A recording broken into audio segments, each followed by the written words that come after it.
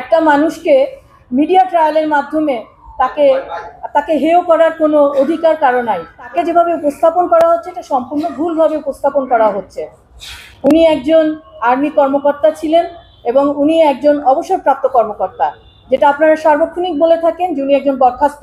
উনি বরখাস্ত না, উনি সম্পূর্ণ ওনার যে বেনিফিট সহ উনি একজন অবসরপ্রাপ্ত কর্মকর্তা।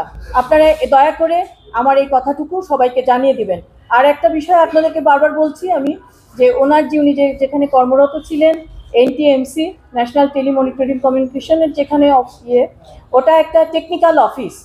ওই অফিসে কোনো আর্মস ফোর্স নেই, ওই অফিসে কোনো কিছুই নেই। হ্যাঁ, আয়নাঘর নেই, ওই অফিসে কোনো আয়নাঘর নেই এবং উনি কখনো ডিজিএফআইতে চাকরি করেননি। আয়নাঘর নামক যে একটা ভয়ঙ্কর তথ্য, সেই তথ্যটা নিয়ে যে মিডিয়া যে ট্রায়ালটা করছে, সেই ট্রায়ালটা ওনার পরিবারের জন্য এবং ওনার জন্য অত্যন্ত মর্মান্তিক। আমি আপনাদের অনুরোধ করব, আপনারা এই কাজটা করবেন না।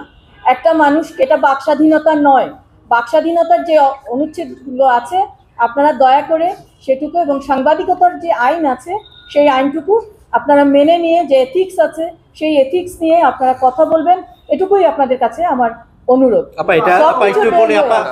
একটু বলি, আপনি মিডিয়া ট্রায়ালের কথা বলছেন, আসলে এটা মিডিয়া ট্রায়াল না। আজকে চিফ প্রসিকিউটর তিনি আদালতে যেই কথাগুলো বলেছেন, আমরা যারা ছিলাম ভেতরে তারা সবাই নোট নিয়েছে। আমরা সেই কথার সূত্র ধরেই একটু জানতে চাওয়া যে এখানে যত আয়নাঘর ছিল, তারপরে যত গুমের ঘটনা ঘটেছে, সেখানে তাকে প্রবর্তক বা সে এটা শুরু করেছে এরকম অভিযোগ করা হয়েছে।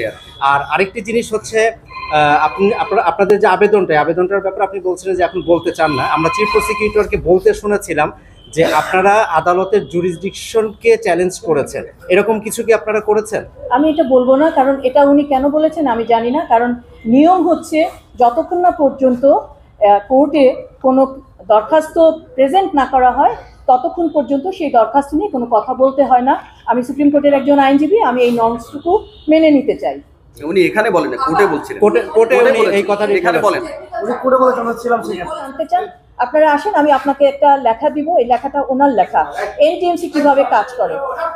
এনটিএমসি হচ্ছে একটা, এটা আমি বলবো অনেকটা লাইব্রেরির মতো। এখানে এটা একটা প্ল্যাটফর্ম। এই প্ল্যাটফর্মে এটা হচ্ছে একটা ডিজিটাল প্ল্যাটফর্ম, যে প্ল্যাটফর্মকে সমস্ত ল এনফোর্সিং এজেন্সিগুলো ব্যবহার করে।